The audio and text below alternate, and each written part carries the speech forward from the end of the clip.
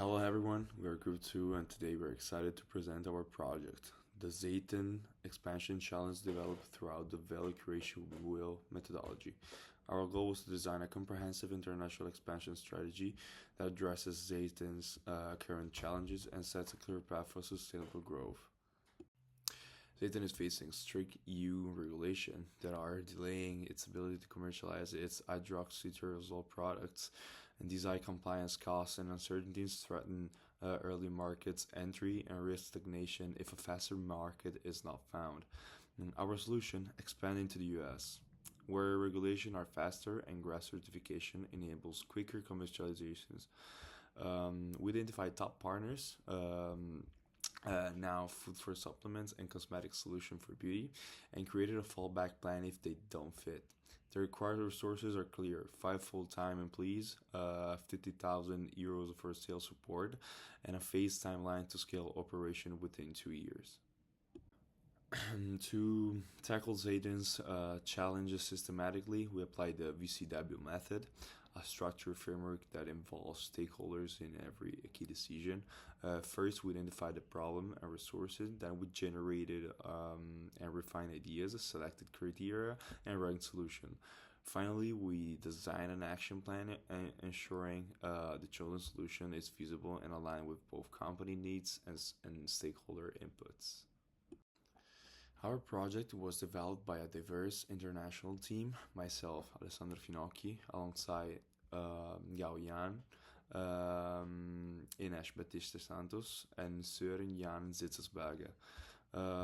We closely collaborated with Manuel Nunes da Ponte, founder of Zeyton, who acted as the key decision maker throughout the project. Our defined challenge was clear: find the right international market for Zeyton's B2B expansion. The company, Zeyton Nutraceuticals, gave us the trust to conduct this work under the VCW framework. We then identified our stakeholders, regulators, B2B partners, consumers, and internal teams. Then we also consulted closely with our advisors, Professor Lages and Professor Marcus, of course, alongside with our KDM, Mr. Da Ponte, to ensure academic and market rigor. We then began with phase 1 of the VCW process, define.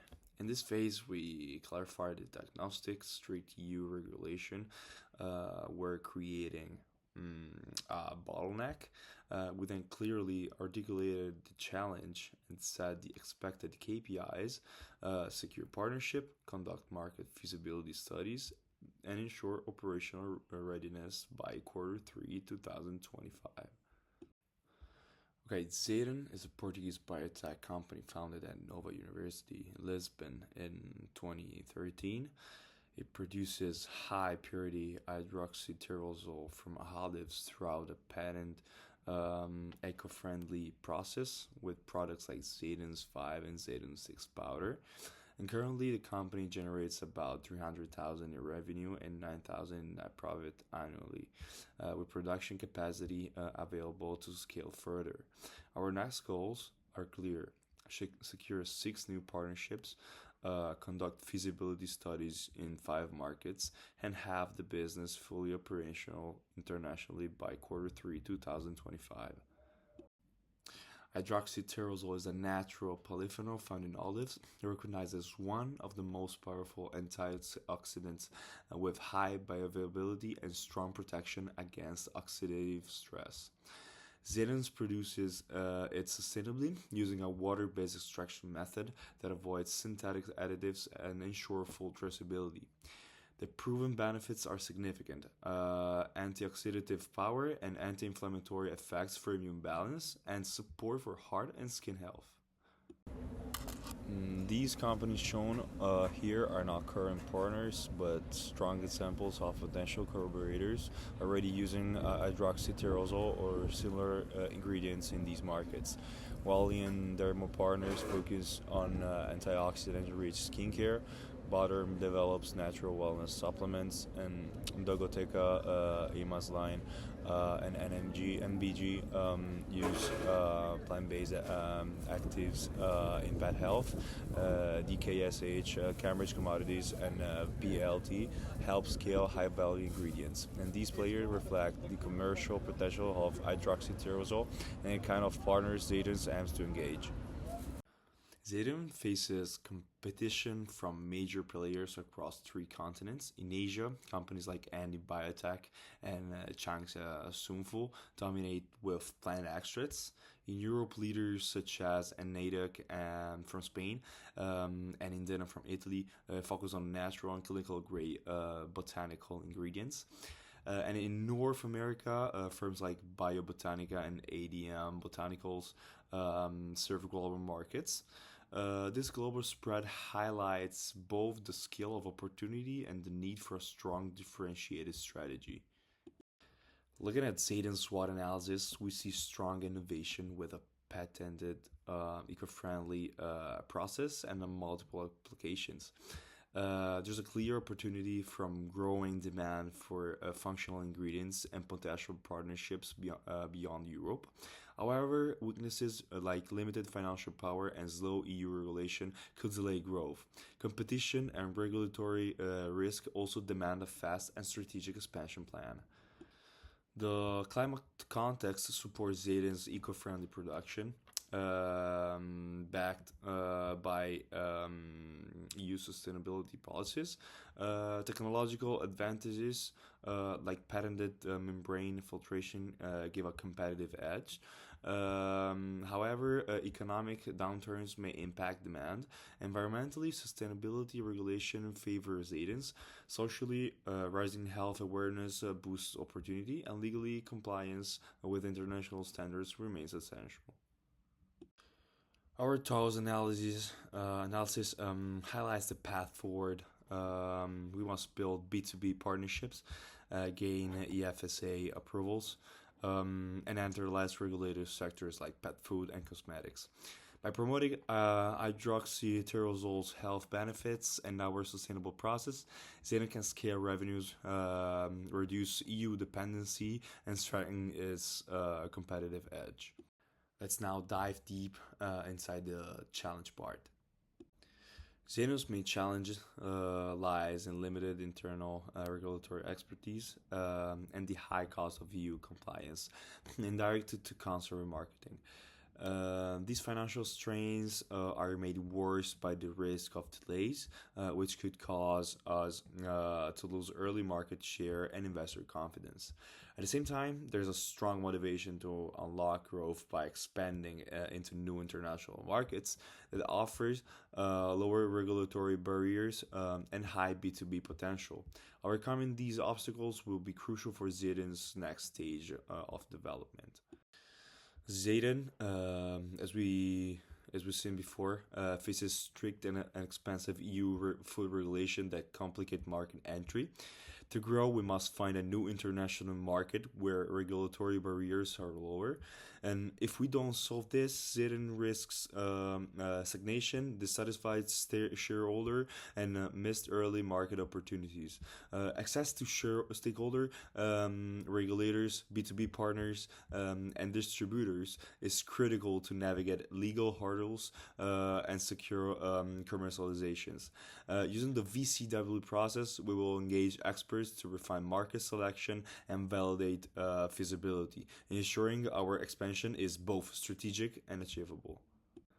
Let's now take a look at the expected KPIs. To ensure Zeytin's successful expansion, we've defined clear internal and external KPIs. Internally, KPIs focus on project management, keeping regular contact with the key decision maker, applying the VCW framework, and identifying one primary target market within the first month. Externally, KPIs include analyzing 5 international markets by month 10, securing 6 new B2B partnerships within a year, and scaling production output to match planned capacity with a goal of 30 million capsules per year. Together, these KPIs guide our action, measure progress, and keep the project on track. For Zeyton's successful B2B expansion, engaging a wide range of stakeholders is crucial. We plan to involve key decision makers across all VCW phases, supported by business owners, managers, and distributors, especially during idea selection and evaluation.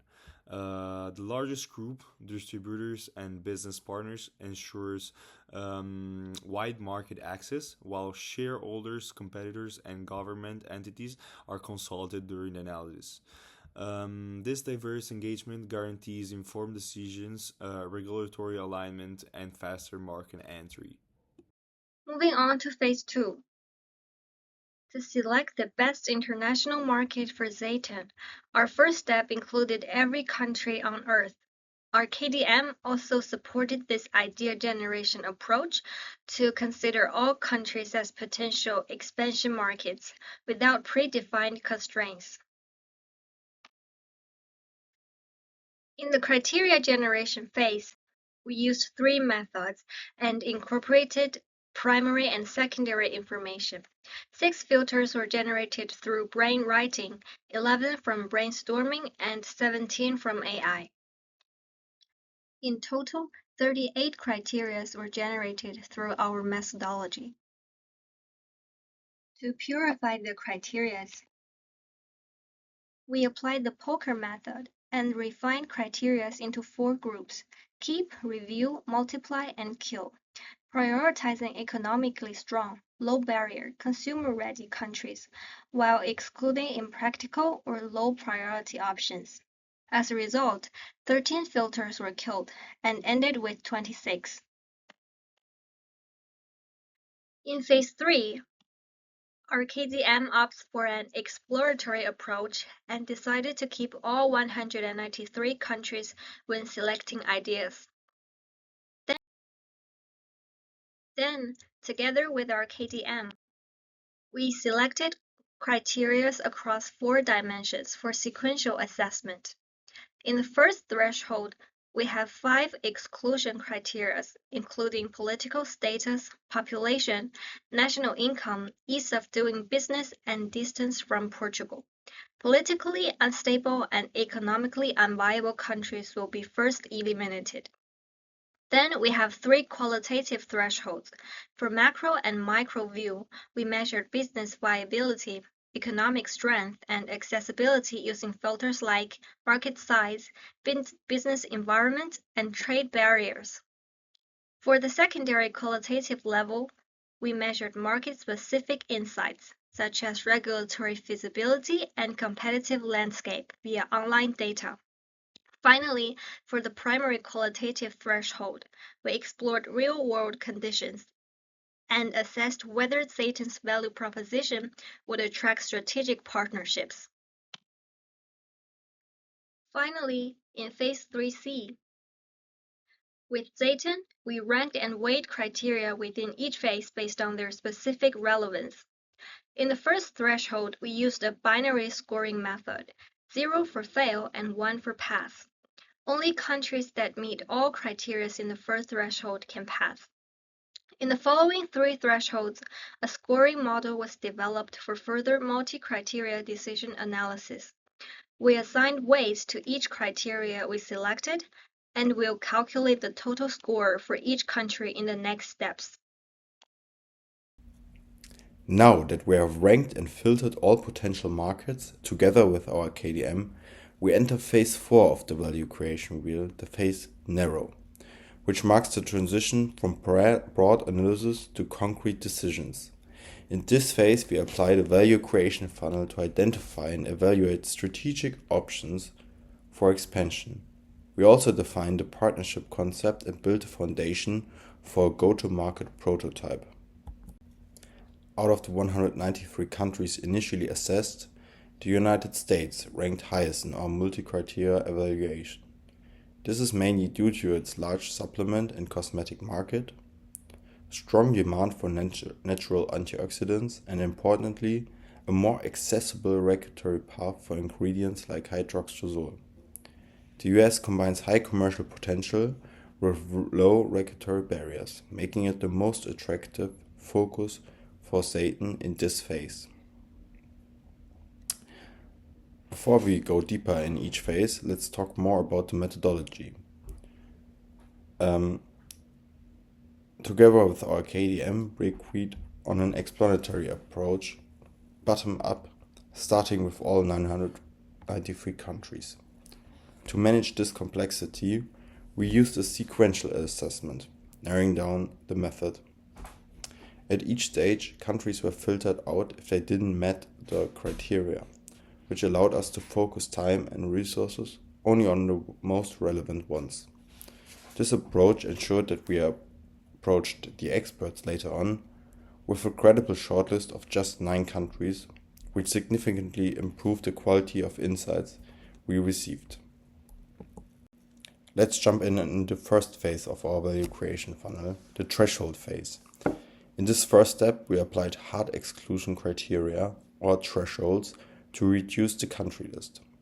These were population under 5 million, gross national income under 10 billion, the ease of doing business score under 50, and distance to Portugal with over 10,000 kilometers. Only countries meeting all 4 criteria were considered further into the next step. This eliminated more than 120 countries from the early on. In the second step of our value creation funnel, we applied a macro and microeconomic scoring. In this phase, we applied a Z-score normalization across 14 quantitative indicators to compare countries on a standardized 0 to 10 scale. Indicators included macroeconomic factors like GDP and logistic infrastructure, as well as industry-specific data like the import value of vitamin-based raw materials. We used this KPI as a proxy indicator for antioxidant demand in the country, under the assumption that high import of vitamin-based ingredients reflects a major supplement industry and thus a potential for a hydroxyzole B2B partnership for Zeyton. In phase 3, we added a qualitative level through desk research. Each team member of us analyzed 9 countries based on the following criteria: the regulatory status of hydroxyzole in the market, the time to market for hydroxyzole, the competitive landscape, the market readiness in terms of consumer, and a proxy for that, a Google search volume for hydroxyzole, where, for example, the US showed the highest online search volume for 2,300 monthly searches, suggesting both awareness and interest in the product. In our assessment, a strong competitive presence was not seen as a barrier in the market, but rather as evidence of a developed and ready market for Zeyton's expansion. Next and last, we did experts interview on the countries and the regulatory landscape in the country. To validate our results, we conducted interviews with industry stakeholders who have brought hydroxyzole-based products to the market. Some key takeaways were with the first interview, which was with John from Greece, that compared to the EU, the US is more open and pragmatic for launching antioxidant ingredients. In our second interview with Abraham from Spain, he told us that after China, the US is the largest and most commercially relevant market for hydroxyzole. And in our last interview with Mark from Switzerland, he said that in the EU, novel food regulations create uncertainty and limit product efficiency due to the concentration of caps. Next, let's dive deeper into the concepts and market data our experts shared with us. The US supplement market for hydroxyzole is estimated at $800 million, growing at a 6% CAGR. We also looked into the regulatory approval routes for hydroxyzole, given in the US that hydroxyzole can be launched under the GRAS framework, which stands for Generally Recognized as Safe. Unlike the EU novel food process, GRAS is faster and more flexible.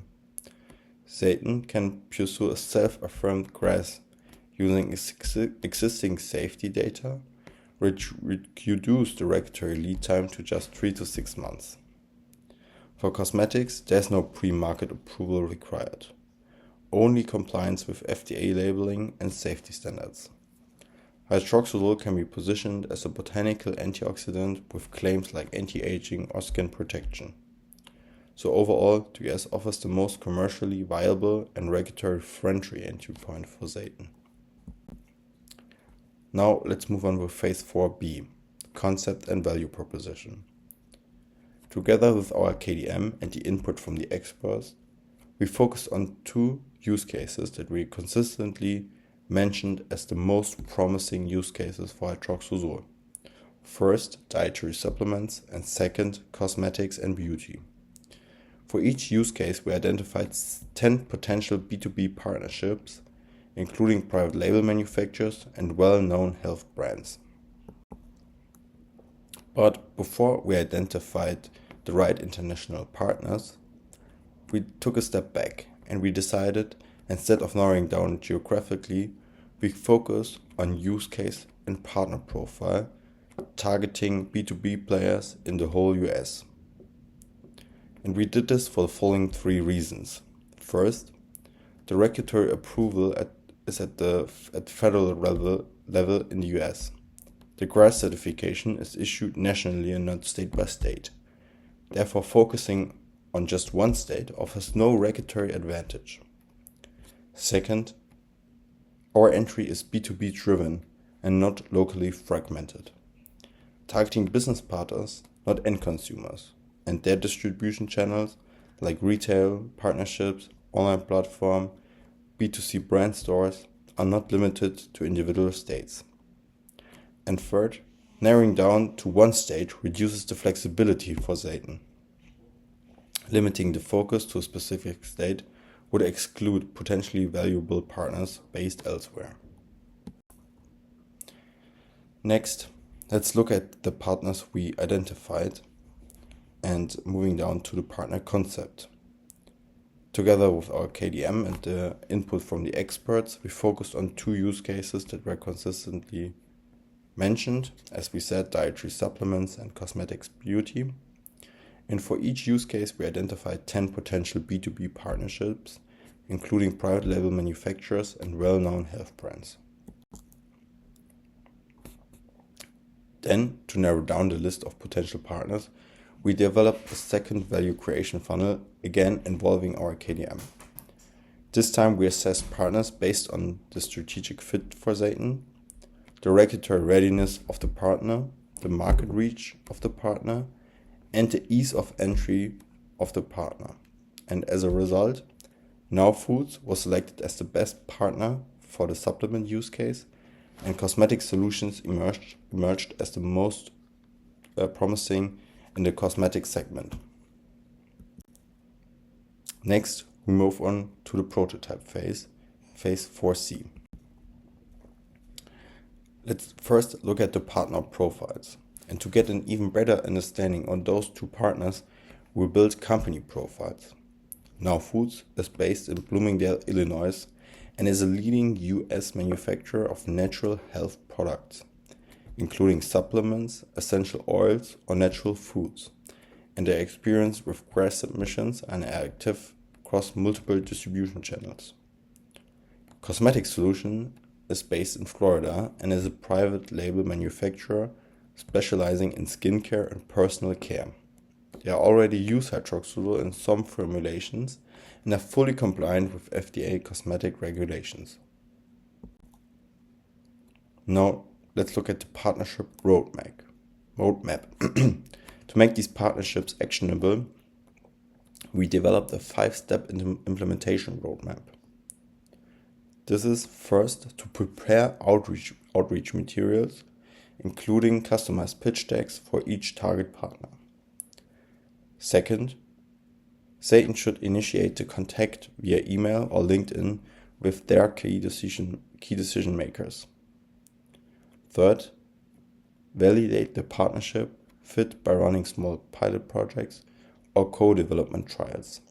Fourth, secure regulatory approval focusing on GRAS for supplements and label compliance for cosmetics. And last but not least, formalize the partnership, including contract negotiations and long-term scale-up planning. Regarding the 3M's analysis, starting with manpower, full production would require a team of 4 full-time employees, but for the US expansion, we project needing 5, including a dedicated resource for international coordination and client interaction. Currently, the company operates with 1 technician and an unpaid manager, so capacity exists but will require scaling. Importantly, a single production shift is sufficient to meet projected demand for the first year. From a financial standpoint, the projected investment totals 1.9 million euros, which includes 1.4 million euros in initial setup costs, 200,000 euros in annual operational costs once the production begins, and an additional 15,000 euros earmarked to support commercial activities in the US. Finally, in terms of minutes, the timeline is structured around a 2 years implementation plan. The first year is dedicated to building partnerships and running pilots. The second year focuses on scaling distribution and converting those pilot programs into long-term supply contracts. Going into the business model canvas, the value proposition remained centered on upcycled ingredient innovation, offering sustainability, traceability, and clinically supported antioxidant and anti-aging benefits. Key partners include PLT Health Solutions and Cosmetic Solutions. Zeyton's activities will focus on product development, regulatory compliance, and B2B sales, while its key resources include its research and development expertise, lab capabilities, and a marketing team. Customer relationships will primarily be built through co-development partnerships, while channels include direct B2B outreach and partnerships with local distributors. The main target customers are US-based supplement, personal care brands, clean beauty companies, and contract manufacturers that empathize with high quality and sustainable formulations. Cost structures include raw material acquisition, production, regulatory compliance, and marketing, while revenue will be driven initially by pilot partnerships and potentially by licensing agreements in later phases. Moving on to the KPIs evaluation. Internally, we have successfully maintained consistent communication with the key decision maker through monthly check-ins, which has helped ensure stakeholder alignment. The VCW framework has been meticulously applied across all decision-making phases. We've also completed the definition of the primary target market using a structured scoring and funnel system that led us to select the United States. In terms of market analysis, we have formally assessed one of the 5 markets outlined in our original plan. However, this part of the KPI is delayed due to the depth of the analysis required. Similarly, although the project roadmap and pilot goals have been defined, achieving monthly execution milestones is an ongoing task that requires closer attention. On the external side, we've shortlisted potential B2B partners and developed initial outreach strategies, but formal agreements remain to be finalized. Our production scale-up is technically feasible, costs and capacity plans are in place, but execution is contingent on securing those initial partnerships. Now, regarding the implementation of this project, the process begins now in May 2025 with partner outreach and the establishment of first contact. This first milestone is expected to be achieved by August, when we aim to engage with key partners like Now Foods and Cosmetic Solutions. From there, we move into sample and pilot project setup, with sample delivery and pilot scope agreements targeted for early 2026. This allows us to validate product performance and partner alignments before scaling further. In parallel, the GRAS and regulatory dossier preparation begins and is expected to reach a submission stage by mid-2026. Next, we aim to secure a co-development agreement with at least one partner by late 2026. This formal collaboration will support both commercial and regulatory readiness. Following this, production scale-up planning is scheduled for late 2026 to early 2027, with a validated production plan and budget in place. Finally, by May 2027, we targeted a full product launch through the first partner, marking commercial availability in the United States market. Each milestone is interconnected and dependent on proactive coordination and continuous monitoring, which bring us to the KPIs on the next slide.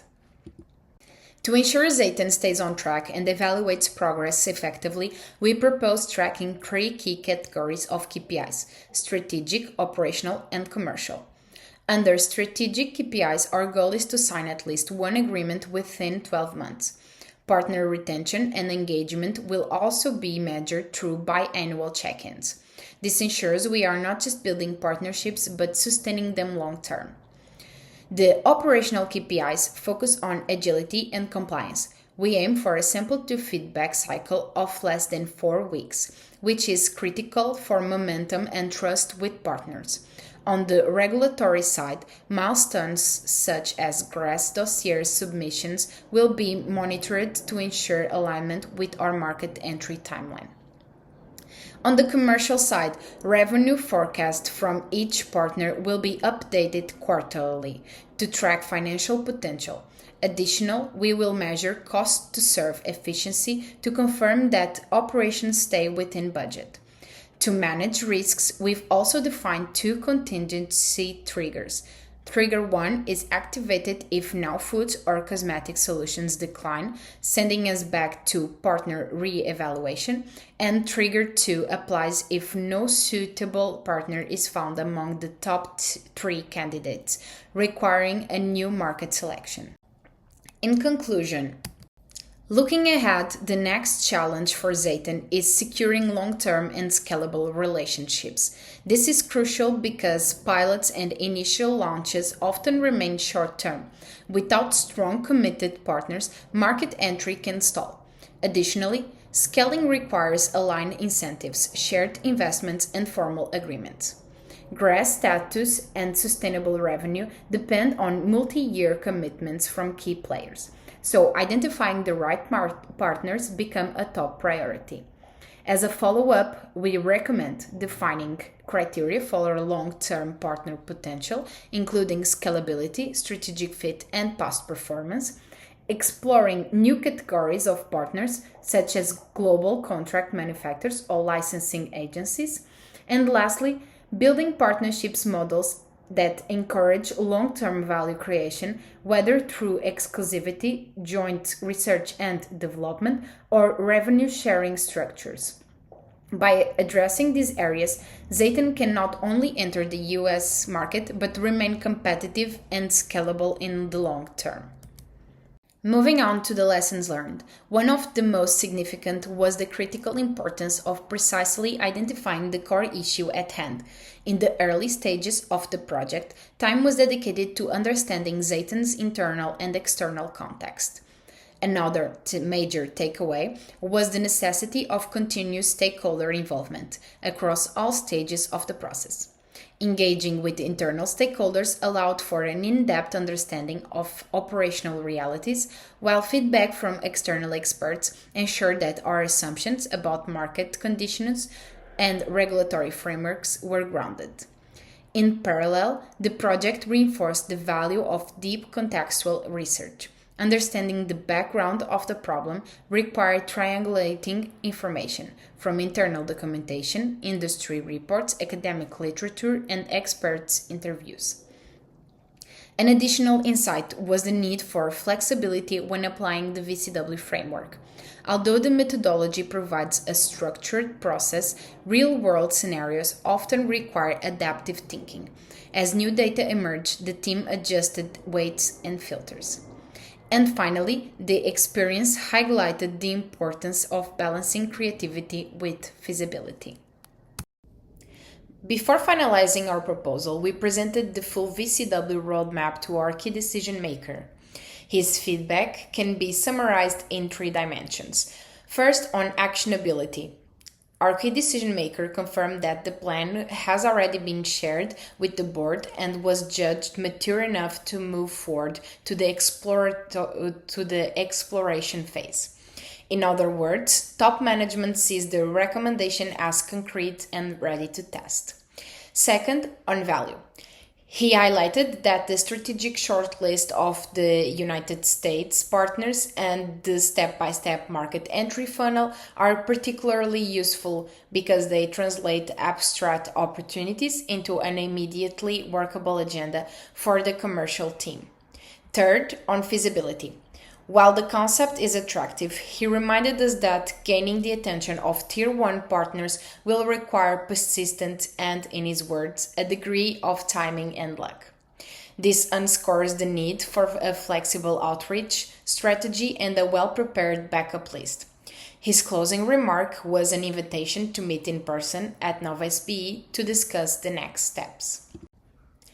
Our key decision maker caution on feasibility led us to strengthen our contingency plan. The roadmap you see here is intentionally dynamic. If primary partners decline, we will advance to the second tier list already developed in our Excel partner matrix. If no compelling fit arises in cosmetics or supplements, we will broaden the use case scope to adjacent segments where hydroxytyrosol has proven value. Finally, if unforeseen barriers slow progress in the United States as a whole, we will redeploy the same VCW funnel to the next ranked country in our assessment, repeating the partner search process market by market. In short, the methodology we have built is not a one-off plan, but a reusable blueprint for identifying and qualifying B2B opportunities under uncertainty. Thank you for your attention and for joining us in our Value Creation Wheel project.